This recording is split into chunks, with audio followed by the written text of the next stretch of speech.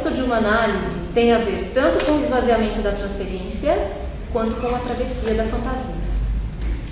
Dois recursos utilizados pelo sujeito para tamponar a castração do outro.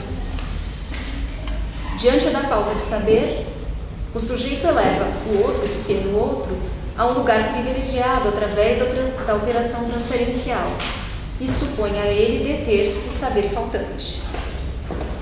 Diante da falta de satisfação sexual, o sujeito constrói uma fantasia que lhe permite obter prazer de sua ligação com o objeto, burlar a condição da falta que deriva da castração e gozar do objeto. A análise é o próprio processo de dar voltas pelo fantasma, ir para o outro lado e ver o que ele é coberto, como diz Lacan, atravessar a fantasia. Não há nada por trás da fantasia, mas o sujeito tem que conferir, tem que verificar por todos os lados, até que se convença que não há verdade, ou história, ou fato traumático para encontrar. E tudo o que se pode dizer é trabalho de uma construção. É nesse momento que o tampão sobre a falta do significante no outro vacila, gerando o esvaziamento da transferência enquanto suposição de saber e dando-se em ato a passagem do analisante a analista. Cito Lacan: o ato define por seu corte a passagem onde se instaura, onde se institui o psicanalista. A partir desse ato, nada será como antes, tal como César ao atravessar o Rubicão. Um novo começo é o resultado do ato, o que no contexto de uma análise quer dizer quebrar a repetição determinada pelo inconsciente, e no contexto da política, quebrar o automatismo de determinado quadro de processos sociais. Cito novamente Lacan: um ato é ligado à determinação do começo, e muito especialmente ali onde há necessidade de fazer precisamente porque ele não existe. A partir dessas considerações sobre o ato analítico para Lacan, onde observamos que a superação de dada estrutura simbólica acontece quando o sujeito se lança em ato a uma saída inédita à repetição fantasmática, tendo como condição seu confrontamento com a castração, afirmo que Zizek institui a noção de ato na política para pensar o que pode fazer frente ao gozo que sustenta a lei simbólica na esfera pública. Ou seja, o autor pensa questões como liberdade, fundação e violência dentro da esfera do ato, levando em conta a dimensão fantasmática, o gozo, a satisfação libidinal que constitui a política. Nos detenhamos no ponto que retorna insistentemente nas elaborações de Zizek sobre a estruturação política atual, em visão em paralaxe: a tensão entre a lei pública e seu apoio fantasmático, que é o complemento superegóico hobbesiano. Segundo o autor, o recalque da função violenta da lei retorna nos mecanismos do poder e do controle que definem a administração do gozo na atualidade.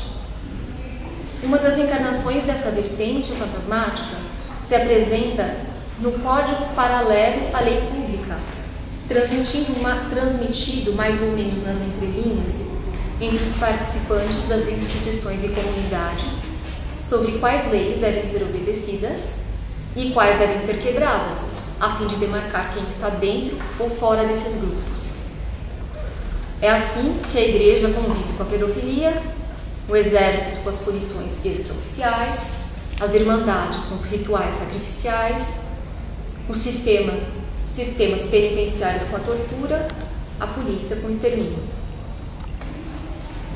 Outra versão desse fantasma é a disseminação da noção de inimigo, perigo invisível, não localizável, sorrateiro. Seja na versão política da luta contra o terrorismo, seja na versão social que insiste em prevenir e evitar todos os tipos de abusos e estresses, o que permite ao poder existente regular a economia libidinal no corpo social e abusar daqueles a quem supostamente protege. Isso já foi falado várias vezes hoje aqui. Diante desse quadro, o filósofo diz que o problema real é provocar uma transformação sociopolítica que reestruture as relações entre a lei pública e seu complemento obsceno. E essa deve ser a visada da crítica ideológica. Isso em visão e paralaxe. Com essa perspectiva, o autor aponta que lutas pontuais no nível econômico, político ou social não conseguem gerar uma ruptura ao sistema, já que o poder se retroalimenta com a resistência. Nesse sentido, a luta pela tolerância multicultural, também já várias vezes apontada aqui, que prevê a coexistência das diferenças, é uma forma de tornar inofensivo o antagonismo da sociedade de classes, sendo um tipo de atividade de resistência ao poder que não cause nenhuma obstrução a ele, mas gera reformas menores que acomodam seus impasses estruturais e reforçam seu funcionamento.